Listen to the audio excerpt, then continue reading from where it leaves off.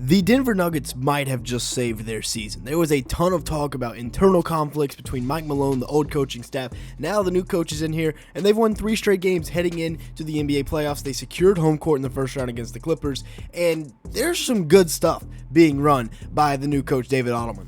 There's like 3 X factors coming into the playoffs for the Nuggets. The first is coaching, and I think last night against the Rockets, they were playing really well. They were letting their guys find mismatches, mismatch hunt like we see the Celtics do all the time, like right here with Jamal being one-on-one with Fred VanVleet. Aaron Gordon's there to clean it up, and then you find Aaron Gordon one-on-one in the post with Jalen Green, and that's an easy lay-in.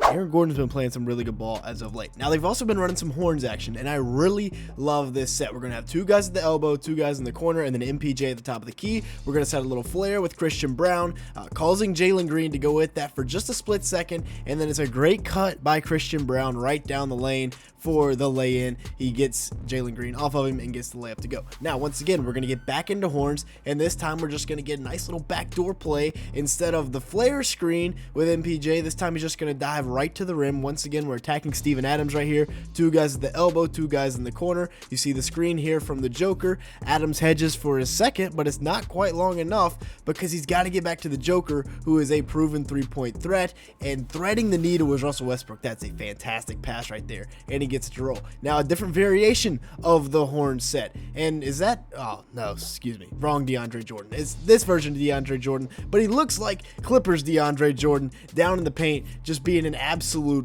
bully. But getting back to the horn set here, we got 2 guys in the corner once again, 2 at the top of the key. Gonna run a little stagger action off of the horn set this time instead of getting downhill, and we're gonna have Michael Porter Jr. pulling up for a 3-ball before DeAndre Jordan gets that board. Now, as for the Nuggets themselves, the Joker's been playing well. He only had 18 points, 7 rebounds, 7 assists, and 2 blocks in 30 minutes last night, and that's how good he is. He only had that much, but I really like this look they have right here where they're getting him on the empty side in this ball screen. Everybody else is over on the other side of the court, and then there's just the Joker right here in this empty side pick and roll action. He can get the positioning, fend off Jalen Green, and get the layup to go. This is beautiful right here. That's just next level recognition and anticipation from the Joker. And then the 3-point shooting, and I honestly think this is what has made him so difficult this year to stop, is that he now has an absolute burner from beyond the arc. 58% from the field and 42% from 3 this year on 4.7 attempts per game, knocking it down with ease. Last year he was like 35-36%,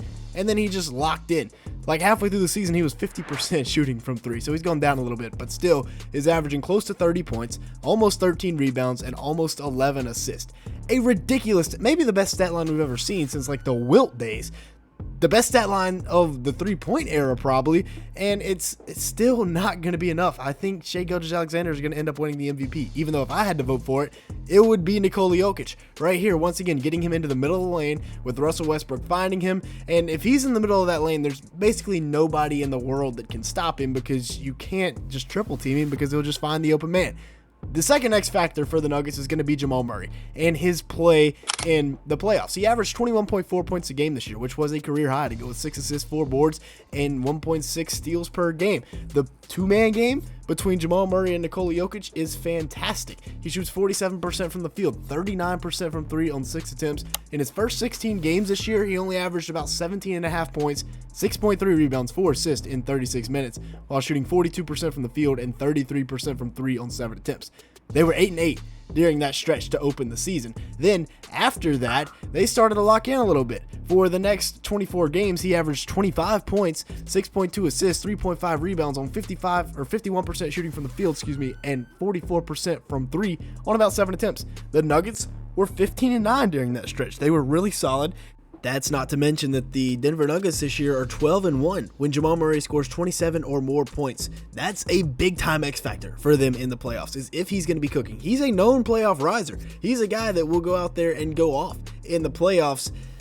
It just is a matter of time, and it's a matter of if he's healthy, because last year he was not the healthiest guy in the world, and he didn't have the best playoff series except for the Lakers. He cooked them. He's still their father. If you've made it this far in the video, make sure to the like button, leave me a comment down below, and hit that subscribe button. As you can see here, a large majority of the people that watch these videos are not subscribed to the channel. Also, go ahead and check out our sports betting channel as well. We're doing pretty good over there. We're getting a few hits, so make sure to go check that out as well. And now let's look at X Factor number 2 from the player side of things, and the third X Factor overall, which is Michael Porter Jr., who on the year is averaging 18.2 points, 7 rebounds, 2.1 assists, bro's feeling dangerous, and 0.6 steals in 34 minutes per game.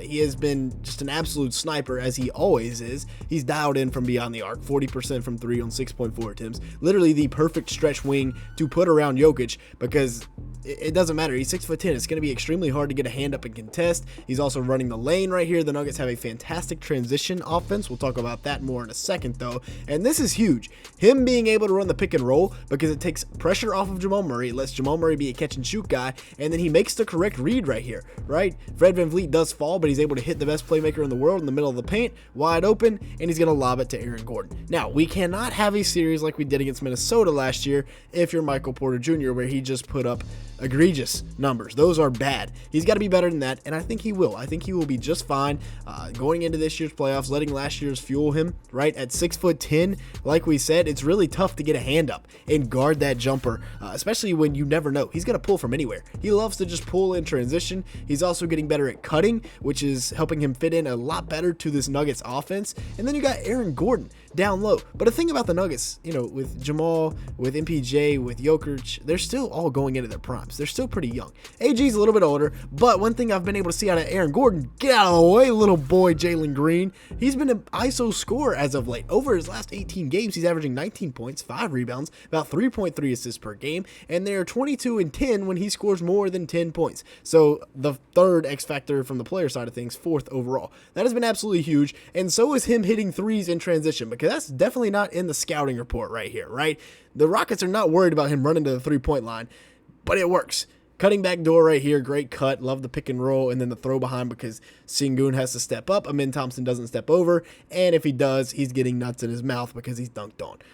Once again, right here, great cut, he's in the dunker spot, Jokic lobs it up, and an easy finish. He has been extremely efficient as of late, but like I said, he's also been scoring a little bit in the isolation game, which is something you don't see a lot out of Aaron Gordon, getting a little bump right there, gets it to go. And then you got Christian Braun, who, man, he has been fantastic. At age 23, he's been huge this year. 15.4 points, 5.5 rebounds, 2.6 assists, 1.1 steals, gets the little buckets, right? When you really need a bucket, he can drive in, he can get it, he can cut. He's a fantastic cutter playing with Jokic and Westbrook.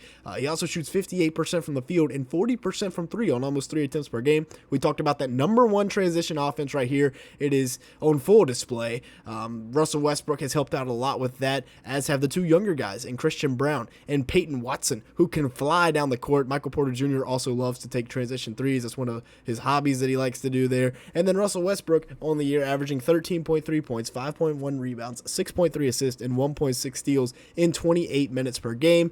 Yes, there have been some rough patches as of late. Yes, some people wanted Jalen Pickett in over Russ, but I still think, the former MVP, he deserves to be in there, even if he's not the most efficient guy in the world. He brings the energy, the defensive intensity, and he has helped turn you into the best transition team in the league, along with Christian Braun and Peyton Watson. Watson, who we'll talk about right here, has been really solid. He's a 40% shooter from the corner pocket. Now, only 35% from beyond the arc overall, but that's still a really good mark.